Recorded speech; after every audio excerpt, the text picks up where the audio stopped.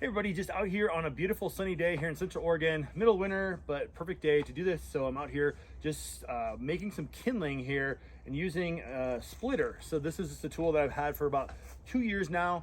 Just want to share this little Impeccable Woodsman kind of tips and tricks here again and share what the safest way to do this. So first of all, I'm going to put on my sunglasses here. Any kind of glasses can work well just to avoid that outside chance of something coming up and hitting me in the face. You will get this splintering off a little bit, so keep your area safe, try to keep the dogs out of the way. But this is something that could be kid friendly. If you trust your kid, potentially with a hammer, this could be very approachable. Awesome thing to be able to bust out on like a camping trip, things like that. The only downfall is having to haul this thing around potentially. I have one here and at our cabin, for example, too. But all you technically need is a hatchet, or you could actually even use just a hammer, or originally I used a mallet, but this is such a better multi-purpose tool, especially if you're not strong. This is probably a better tool to use. If you are a stronger person and can wield this thing backwards here and be able to tap and hammer this down, basically using this, it's called the pole or the butt of the axe or hatchet here. They have that, which is very capable of handling this task. So I'll show you exactly what we're doing here. And I'll check my blade here. Got my gloves on, for example, as well. Ideally, having boots can be a really nice thing, just in case I did have a glancing blow and do something really silly.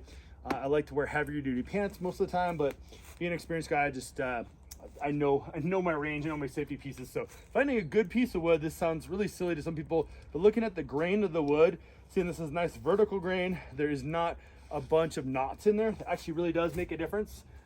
And comparatively to this one, you see more knots here, and you can get a little close up on the wood. See how that really spirals the grain there too. So we want to go and really work with that grain, or go completely like horizontal against the grain too. So again, I'll take this one nice dry piece of firewood, see if we can just knock this a few times and get some good splitting here. There we go. That's hardest cut right there, so you can just keep that there. Watch how fast I can knock these out. Boom.